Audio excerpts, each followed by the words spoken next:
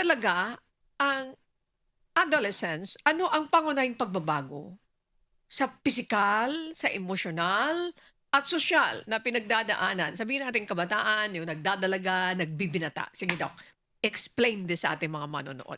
Okay, una muna, according to WHO, ang panahon ng adolescence ay from age 10 to 19. So lahat na na-mention nyo, physical na pagbabago, meron din cognitive na pagbabago, merong emotional, meron din tayong psychosocial development na tinatawag.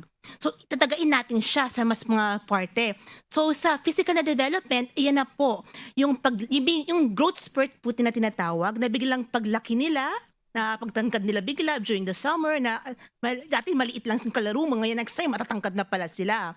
Tapos kasama na rin dito sa physical development yung mga secondary sexual characteristics na tinatawag. Pag babae, nagkakaroon siya ng breast development. Tapos eventually, nagkakaroon rin siya ng menstruation or yung regla niya na kada buwan nagkakaroon. Tapos yung mga buhok-buhok, nagkakaroon siya ng pubic hair and axillary hair. Tapos syempre, pimples for both sides and body odor. Pag lalaki naman, nagkakaroon siya ng parang yung boses bumababa. Nagkakaroon ng facial hair, tapos magkakaroon ng more muscles pag lalaki. Tapos eventually din, nagkakaroon din siya ng mga pubic hair saka axillary hair din. So yun. Kasabay nito, meron tayong neurocognitive development na habang yung brain din nagiging parang adult-like yung functions niya. Tatalakayin ko ng mas detail later on. Tapos in terms of social, ang nangyayari kasi, yung mga teenagers lumalabas na sa bahay. So natututo siyang mag-interact kay teacher, sa mga kamag-anak, sa mga kaibigan. So yung kanyang environment lumalaki at lumalawak. Natututo siyang makihalo-bilo sa samot-saring tao. So yun po. Lahat po yan ay adolescence. Ayan, alam mo, parang habang nag-explain si Doktora, parang sinasariwa ko yung kabataan ko. Ayan, sige. Sige. Doktora, lahat ng binanggit niyo po. Now, bakit madalas, eto, tumbukin na natin, bakit madalas nagkakaroon ng maling akala o stereotypes tungkol sa kanila, yung distinction sa kanila, yung pagtingin sa kanila, bakit?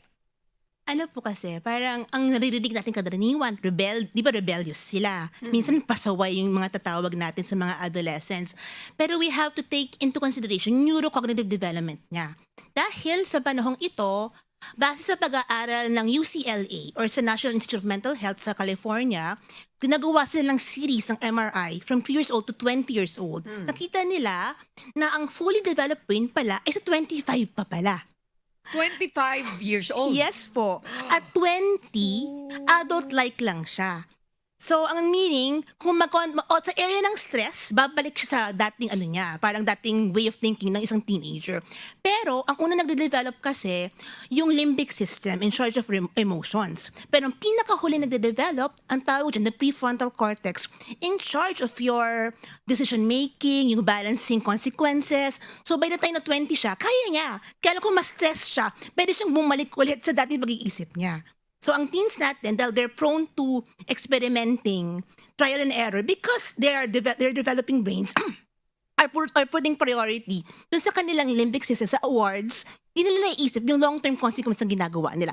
Kaya medyo mahirap, minsan napagod tayo mag-remind, pero kailangan pa rin nila ng tulong natin. Kaya pala, alam mo, Dok, napakaganda nitong binubuksan mong topic. Ano po, mga nanay, mga magulang or guardian, pakinggan niyo po ito.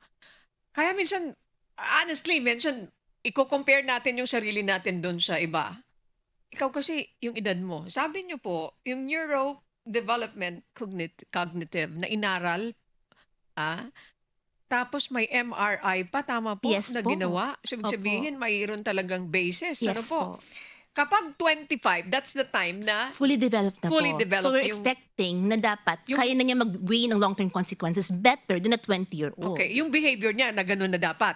Pero kung ang 20 anyos, hindi ka makaka-expect ng fully developed brain. In general, they can actually make good decisions. Pero pag Okay. stressed na sila, you cannot expect them 200% Naku, to make the right decision. So yun po yung inana. Kasi kaya kailangan, i-guide pa rin natin sila. kita nyo po, ha? Kaya huwag kayong magagalit, ha? Kapag may mga guidance sa inyo, ha?